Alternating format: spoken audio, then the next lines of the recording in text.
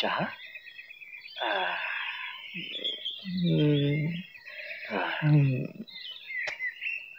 ए पाय काय टाकतोस? बायकोसारखं पाय टाकतोस? तू ऐसे चल गप्पा तिकडे चल. डोकं दुखते. हा तू झोप रे झोप. सकाळ सकाळी तुला चहा कोणी दिली? ए तू देवाला मानतोस का रे?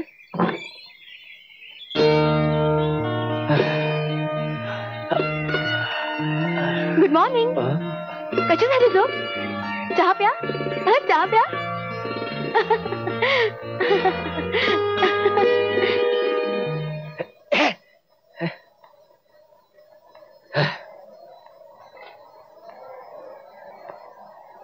हा बोला पाटील साहेब, कसं काय येणं केलं? लॉरेन्स आणि त्याचे मवाली मित्र माझ्या भाडेकरूला खूप त्रास देतात. काल रात्री पण दारू पिऊन गोंधळ घातला. यांच्यामुळे पूर्ण वस्ती त्रासलेली आहे. ठीक आहे पाटील साहेब, तुम्ही चिंता करू नका. काय करायचं ते बघतो मी. Thank you.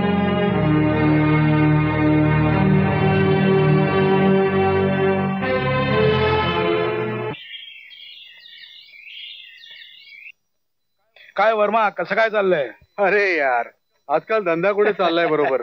Good morning sir. Good morning miss Isha. बस ईशा. सर मला जरा महत्वाची चर्चा करायची होती. अरे डोंट वरी ईशा, हे माझे मित्र आहेत रुद्रप्रताप सिंग आणि ही आहे मिस ईशा, आमची न्यूली अपॉइंटेड लेबर ऑफिसर. हो please. Hello. Hello. Thank you sir. काय म्हणता? सर मला हरसिंग पहारेकरी बद्दल बोलायचं होतं. हरी सिंग? त्याच्याबद्दल काय? त्या नालायकाला जेल झाली होती. पण मला एक सांग, तुला त्या हरिसिंग बद्दल बरीच आपुलकी दिसते. नो सर नो, तसं काहीच नाहीये. पण सर मॅनेजमेंटने हरिसिंगच्या बाबतीत जो स्टँड घेतलाय तो चुकीचा आहे. अरे पण मला काय झालंय ते तरी सांगा. अरे it's a very interesting case mister Rudrapratap Singh. अच्छा. आमच्या कंपनीतला एक वॉचमन हरिसिंग. अच्छा. आणि त्याच्या विरुद्ध आमच्याच कंपनीतलं वर्कर रामलालची बायको, काय नाव तिचं? लाली. लाली. येस येस, लाली. लालीच एक दिवस संधी मिळताच हरिसिंगनी लालीची छेड काढण्याचा प्रयत्न केला. ही गोष्ट लालीनी आपला नवरा रामलालला सांगितली. रामलालला खूप राग आला. रामलालनी काही दिवसांनी आपल्या साथीदारांना घेऊन आमच्या कंपनीच्या कंपाऊंड मध्ये हरिसिंगची पिटाई केली. इतकी की त्याचे 2 हात आणि 1 टांग फ्रॅक्चर झाली. बिचारा रामलाल तर जेलमध्ये गेला. पण तो कमीना हरिसिंग या कंपनीच्या विरुद्ध या इंजुरीसाठी कॉम्पन्सेशन मागत होता. I don't think he is got any business to claim such compensation. तो त्याच्या व्यक्तिगत दुश्मनीचा परिणाम आहे. पण मला एक कळत नाहीये, हे कॉम्पन्सेशन कशासाठी? अरे ही लूट आहे. सर हे चुकीचं आहे. सर खरं तर लाली गुरं चरण्यासाठी आपल्या कंपनीच्या कंपाऊंड मध्ये यायची. हरिसिंगने तिला बऱ्याचदा सांगूनही तिने ते ऐकलं नाही. शेवटी हरिसिंगने तिला धमकी दिली की रामलालची कंप्लेंट मॅनेजमेंट मध्ये करेन. सर आणि हे लालीने रामलालला सांगितलं. आणि हे जेव्हा रामलालला कळलं तेव्हा म्हणजे सर रामलालने हरिसिंगला मारहाण केली सर. आणि हरिसिंगला जेव्हा मारहाण झाली तेव्हा हरिसिंग ड्युटीवर होता. आणि म्हणून सर त्याला आपल्याला कॉम्पेन्सेशन द्यावंच लागेल. एक गोष्ट सांग मला तू ईशा, तू काम कंपनीसाठी करते की कामगारांसाठी? सर पगार तुम्ही देता, परंतु माझं काम तुम्हा दोघांचे संबंध चांगले ठेवण्याचं आहे. काय तू हे नाही समजत की जर कंपनीचं नुकसान झालं तर आमचे आणि तुमचे संबंध चांगले राहतील? सर यातून कंपनीचा फायदाच होणार आहे. तो कसं काय? सर खरं तर सगळ्या कामगारांना माहितीच आहे, पण फक्त मॅनेजमेंटमुळे गप्प आहेत. आणि सर आता जर आपण हरिसिंगला कॉम्पेन्सेशन दिलं नाही तर सगळ्या कामगारांचा मॅनेजमेंट. यार आपण तर तिच्याकडे रागाने बघत होतो, पण तिला आपल्याशी मैत्री करायची असं वाटतंय. काय करायचं आता बोल. एक गोष्ट तर मानावीच लागेल, इतकं वाईट बोलल्यावर सुद्धा तिने आपल्यावर ब्लँकेट टाकलं, प्यायला चहा पण दिला. मला वाटतं आपण त्यांची माफी मागायला हवी. हा बरोबर बोलतोय, परंतु माफी मागेल कोण? तुम्ही? मी तुला इथे जामीन देण्यासाठी आलेलो नाहीये, कारण माझी तेवढी ताकद सुद्धा नाहीये. मी तुला फक्त एवढं सांगण्यासाठी आलोय की मी माझी दुसऱ्या शहरात बदली करून घेतलेली आहे आणि माझ्या मुलाबाळांना घेऊन मी इथून जाणार आहे सकाळच्याच गाडीने. आणि मी अरे सगळ्यांच्या भेटी झाल्या, बरं वाटलं जरा. नाही नाही नाही, त्या दिवशी खूप मजा आली. अरे हो खरंच, हा सगळं माहिती आहे. हो माहिती आहे मला. नाही नाही, सध्या तरी काही विशेष काम नाहीये. चाललंय रेग्युलर जी काम आहे ती चालली आहे. हा हो साहेब, ओ साहेब, साहेब सोडा ना माझ्या मुलाला. अहो त्याने काही नाही केलंय. हो तू एक काम कर ना, मला नंतर येऊन भेट ना. सर, सर प्लीज सोडा ना माझ्या भावाला. जरा एक मिनिट. हा तू एक काम कर, तू मला नंतर फोन कर प्लीज. सर प्लीज तुम्ही. ओ भाई, तुम्हाला समजत नाही का? 15 मिनिटांपासून माझं डोकं खाताय तुम्ही. सर जरा इज्जतीनं बोला. ए मोठी आणि इज्जतवाली, तू मला शिकवतेस इज्जतीनं बोलायला? या इन्स्पेक्टर खानला शिकवतेस कुणाची कसं बोलायचं ते? चला निघा इथून, चला. एवढी चिंता आपल्या मुलाची, तर दुसऱ्याच्या घरासमोर दारू पिऊन नाटक करतो तेव्हा काय नाही थांबवलं त्याला? नाक्यावर उभा राहून लोकांना त्रास देतो तेव्हा काय नाही थांबवलं त्याला? दुसऱ्याच्या आया बहिणीची छेड काढतो तेव्हा काय नाही थांबवलं त्याला? मोठी आली मला इज्जत शिकवायला. पहिले आपल्या भावाला शिकव दुसऱ्यांची इज्जत करायला. मिनिट. इन्स्पेक्टर साहेब, मला सांगा तुम्ही या दोघांना का अटक केली? तुम्ही कोण? मी ईशा कुलकर्णी. तुम्ही विश्वास ठेवलात. त्यांनी हे सांगितलं ना की ही लोक मला त्रास देतात म्हणून. पण मी विचारते, यांच्या विरुद्ध मी तुमच्याकडे कोणती लेखी तक्रार केली नाही ना? मग मला यांच्यापासून कुठल्याही प्रकारचा त्रास नाही. तुम्ही यांना ताबडतोब सोडून द्या. आणि हे बघा, हे माझं आयडी कार्ड. मी एक समाजसेविका आहे.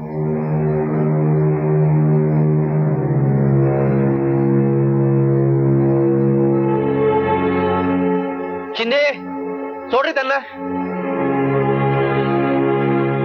Thank you thank you. चला.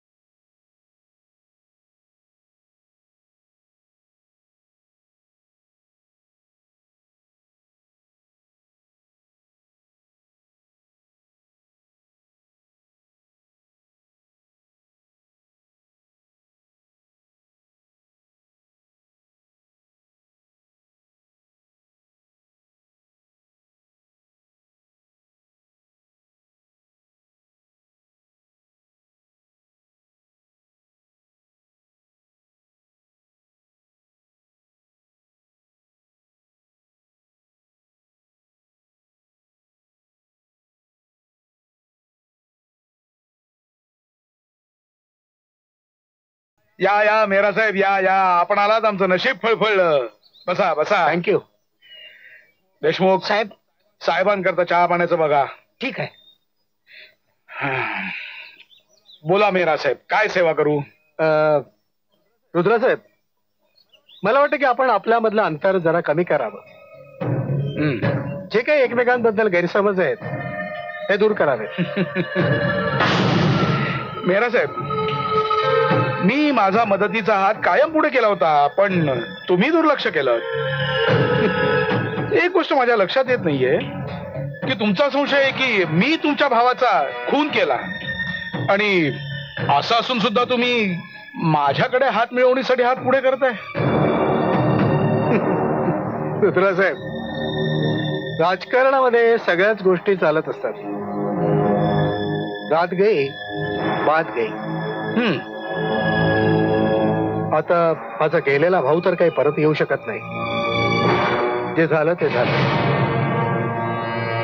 माझा भाऊ गेल्याचं दुःख तर मला आयुष्यभर राहणारच आहे, पण त्या दुःखाला कवटाळून मी आयुष्य तर जगू शकत नाही ना.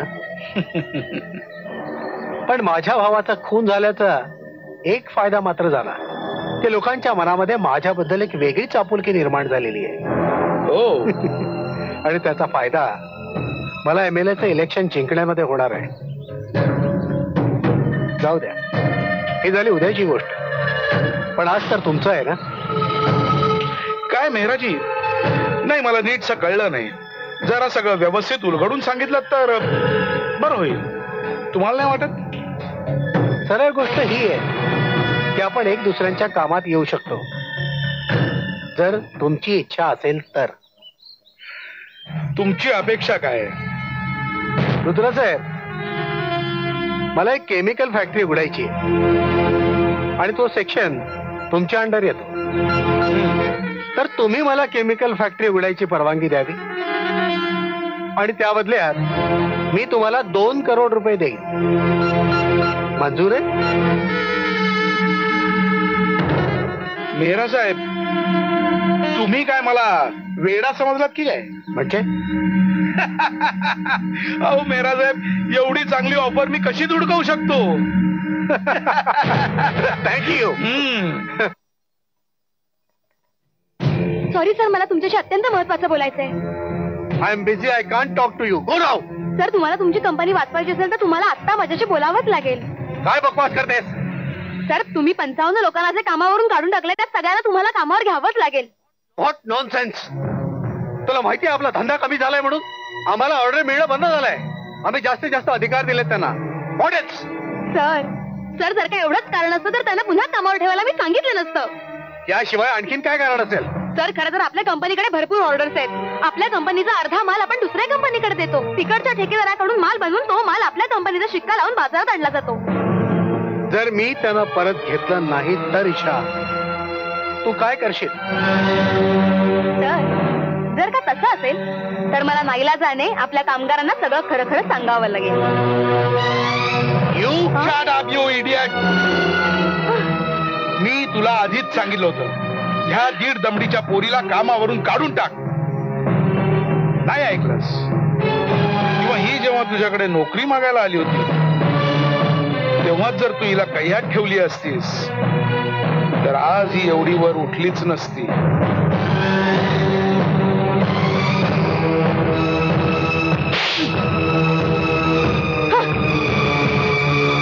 रामखोर.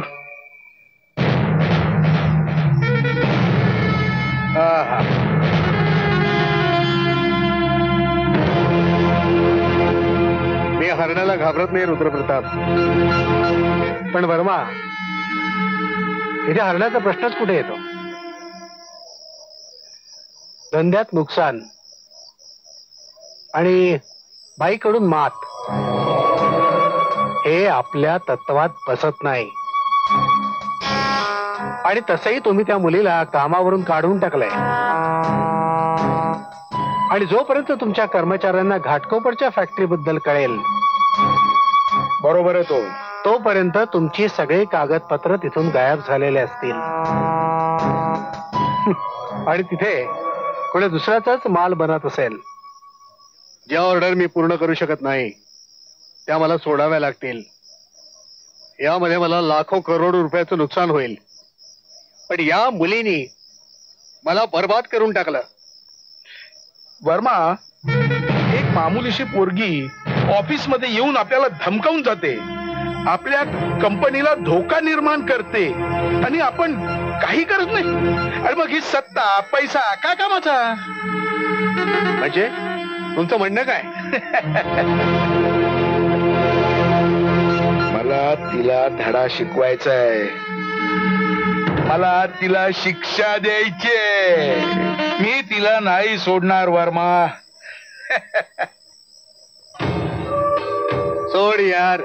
खरी शिक्षा ती असते रुद्रप्रताप, जी आयुष्यभर भोगावी लागेल.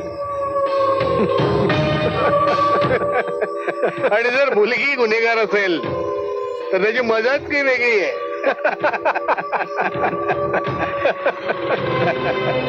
वर्मा, पाहिजे तर रात्रभर विचार करू. ठीक आहे.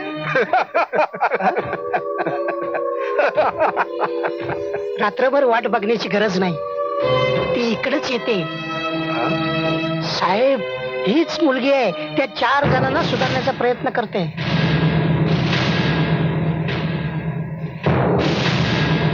बघा कशी आले.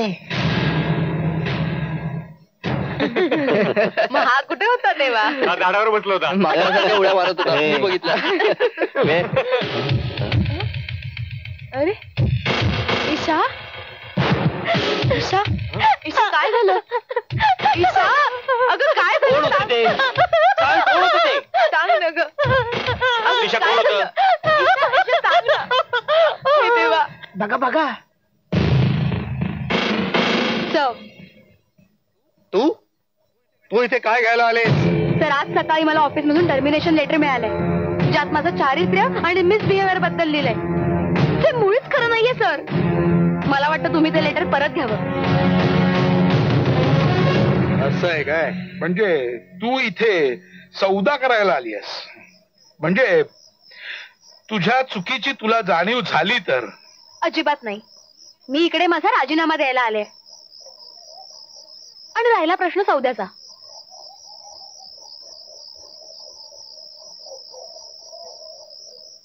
जर तुम्ही त्या 55 कामगारांना परत कामावर ठेवणार असाल तर मला युनियनला काहीच सांगावं लागणार नाही. मी ही गोष्ट माझ्यात आणि मॅनेजमेंट मध्येच ठेवीन. अच्छा, पण तू इथून गेल्यानंतर कोणाला काही सांगायच्या लायकीचीच राहणार नाहीस. आमच्याशी गद्दारी केल्याचा परिणाम तुला आज कळेल. सर, त्याला सोडा मला. त्यालावर थप्पड मारली होतीस ना? सर, सोडा. ज्या इज्जतीच्या जोरावर तू आपलं तोंड चालवत होतीस ना, त्याच तोंडानं तू आता इज्जतीची भीक मागशील. काय वेळा करशील तू? सर, चल. सोडा मला, सर.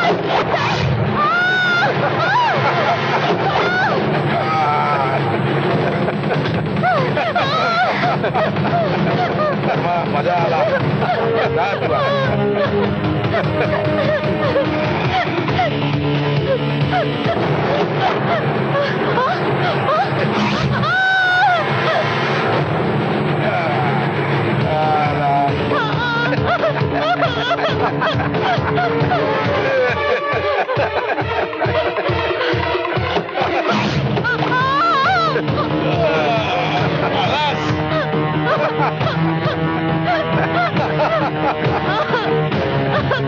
साहेब, पण जा तू पण जा. मी पण.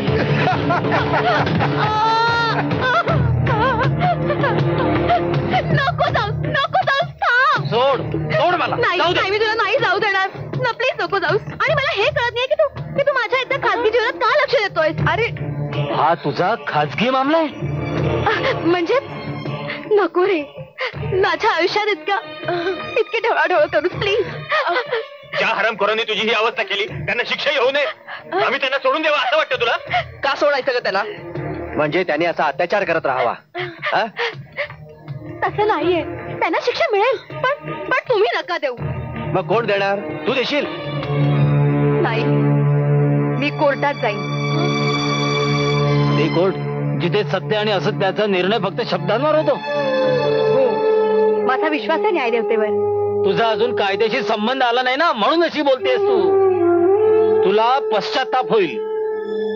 नाही, तुमचा नसेल विश्वास कदाचित, पण आज हाच कायदा पित्यासारखा माझ्या समोर उभा आहे, ज्याने कित्येक अन्याय निरपराधी लोकांसाठी आपला जीव दिला.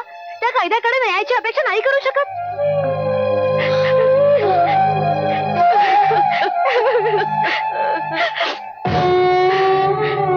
बलात्कार साबित करणे फारच कठीण असतं, त्यामुळेच अपराधी सबळ पुराव्याअभावी सुटून जातात. तर मग आम्ही काय करायला पाहिजे?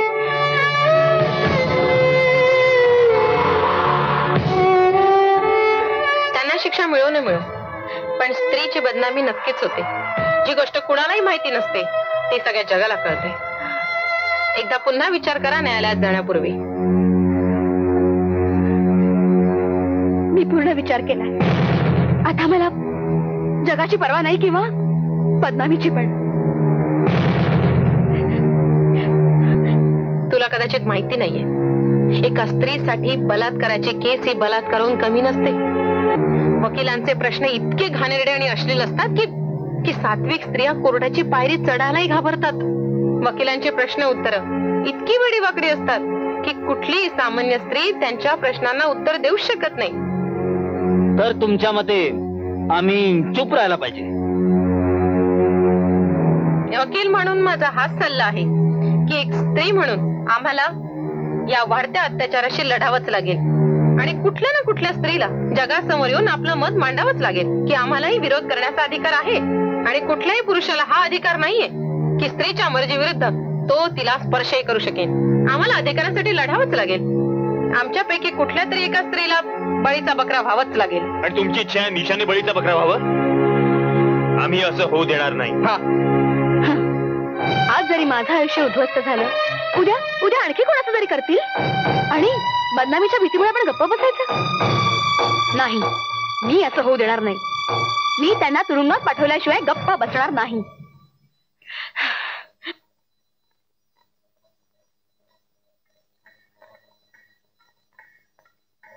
मिस्टर, मला वाटतं तुम्ही आणि तुमच्या विद्वान वकील साहेबा कोर्टाच्या आधी स्वतःच शिक्षा द्यायला आतुर झालात. जेलमध्ये पाठवू इच्छितात. मिलॉर्ड, मिस्टर वर्मांच्या कंपनीमध्ये ईशा देवीचा बेमूरवर तडफोडपणा भयंकर वाढला होता. कंपनीच्या कुठल्याही डायरेक्टरांच्या केबिन मध्ये ती विना परवानगी सरळ घुसायची आणि तिथे अत्यंत बेजबाबदारपणे वागायची. And height of the situation 4 एप्रिलच्या दिवशी मिस्टर वर्माजींच्या केबिन मध्ये मिस ईशा देवी बिना परवानगी घुसली. तिथे कुठल्या तरी क्षुल्लक कारणावरून वर्माजींचे मित्र रुद्रप्रताप सिंग यांच्या थोबाडीत तिने मारली. And that was the height of her misbehaviour. Mister वर्माजीने तिला तात्काळ नोकरीवरून काढून टाकलं. तेव्हा मिस्टर वर्मांना शोधत शोधत ती सरळ त्यांच्या फार्म हाऊसवर पोचली. तिथे वर्माजींनी परत कामावर घ्यावं म्हणून त्यांच्या हातापाया पडायला लागली. मिस्टर वर्माजींनी तिला साफ नकार दिला, कारण त्यांना त्यांच्या कंपनीची शिस्त सांभाळायची होती. जेव्हा ईशा देवींच्या हे लक्षात आलं की मिस्टर वर्माजी असं आपलं ऐकत नाहीये, त्यावेळी तिने त्यांना बदनाम करायची धमकी दिली. मिस्टर वर्माजींनी तिला तात्काळ तिथून निघून जायला सांगितलं. त्यावेळी माझ्या सर्व अशिलांना धमक्या देत ती तिथून निघून गेली. पुढे काय झालं हे माहित नाही, पण 6 एप्रिलच्या दिवशी सकाळी पोलिसांकडून कळालं की ईशा देवींनी माझ्या सर्व अशिलांवर बलात्काराचे आरोप लावलेले आहेत. मिस्टर वर्माजी, तुम्ही पहिल्यांदा मिस ईशा देवीला कधी भेटलात? जेव्हा ती माझ्या ऑफिसमध्ये इंटरव्ह्यू द्यायला आली होती. अच्छा. आणि मी तिचं सिलेक्शन केलं होतं. कुठल्या पोस्टसाठी? लेबर ऑफिसर साठी. म्हणजे दररोज ही शेकडो लोकांना भेटत असणार. होय, तिचं कामच तसं होतं. तिला लोकांना भेटण्यामध्ये खूप आनंद मिळत असे. ती फार ब्रॉड माइंडेड होती, म्हणूनच मी तिला लेबर ऑफिसर म्हणून घेतलं. अच्छा, म्हणजे रोज ती ओळखीच्या अनोळखी अशा शेकडो लोकांना भेटत असणार, त्यांच्याशी हसून बोलत असणार. तुम्हाला म्हणायचं काय आहे? हेच की यांचा पेशाच असा आहे की त्यांना रोज शेकडो माणसांना भेटावं लागतं. ऑब्जेक्शन मिलॉर्ड, यांच्या व्यवसायाचा या केसशी काही संबंध नाही. संबंध आहे मिलॉर्ड. बलात्काराच्या केसमध्ये स्त्रीचा पेशा आणि तिचं चालचलन याचा खूप मोठा संबंध असतो आणि ते जाणून घेणं खूप महत्वाचं आहे. बलात्कार झालाही आहे, पण एक भारतीय नारी भरलेल्या कोर्टात येऊन या बलात्काराच्या चर्चेचं चरबीत चरवण करत नाही. ती लाजेनं आपला जीव देईल. पण मिस ईशा देवींच्या चेहऱ्याकडे बघा. लाज, पश्चाताप याचा लवलेशही त्यांच्या चेहऱ्यावर दिसत नाहीये. या अशा स्त्रिया म्हणजे नारी जातीला कलंक आहेत. आईच्या नात्याला काळीमा फासणारे आहेत, बहिणीच्या नात्याला कलंक फासणारे आहेत, मुलीच्या नात्याला कलंक फासणारे आहेत. I object your honour. I also object the same existence of such women in our society, my lord. अशा स्त्रियांना समाजात राहण्याचा काही एक अधिकार नाहीये, ज्या सगळं करून सवरून वर इज्जतदार आणि देवी बनू इच्छितात. मिलॉर्ड, बलात्कार करणारा आपल्या घरी किंवा फार्म हाऊसवर एखाद्या मुलीला बोलवत नाही किंवा एखादा पुरावाही मागे सोडत नाही, कारण आपण उद्या त्यात फसू म्हणून. मिलॉर्ड, मी न्यायालयाला विनंती करतो की अशा स्त्रीला जास्तीत जास्त कठोर शासन व्हावं आणि माझ्या अशिलांना बा इज्जत निर्दोष सोडून द्यावं. That's all your honour. Mrs Gupta, you may proceed now. Your honour, वकील साहेबांच्या नजरेत एक इज्जतदार भारतीय नारी तीच आहे जी यांचे अत्याचार सहन करूनही गप्प राहते, कुठलीच कंप्लेंट करत नाही. त्यांच्या नजरेत देवी तीच आहे जी न्यायालयाचा फास गळ्यात बांधून घुसमटून मरून जाते, एक अश्रूही ढाळत नाही. देव न करो उद्या जर कुणी वकील साहेबांच्या बहिणीची अब्रू लुटली तर? I object your honour. तेव्हा तुम्ही काय करणार? त्या बिचारीचं तोंड बंद करणार? तिला न्यायालयाचा दार ठोठावायला नाही लावणार? I strongly object, Your Honor. Objection sustained. No personal remark, please. Your honour, या जगात दररोज कुठल्या ना कुठल्या स्त्रीवर अत्याचार केला जातो, तिचं तोंड बंद केलं जातं, तिची इज्जत तुटली जाते. कुणाची आई, कुणाची बहीण आणि कुणाची मुलगी या हैवानांच्या वासनेची शिकार होते, पण शर्मेनं आपलं तोंड बंदच ठेवते. आणि आज त्या सर्वांच्या वतीनं एका स्त्रीनं न्यायालयाचं दार ठोठवलंय. आणि आज जर यांना शिक्षा नाही झाली तर गलीपुरात ही हैवानं स्त्रियांची शिकार करत सुटतील आणि आई बहिणींचं रस्त्याने चालणंही कठीण होईल.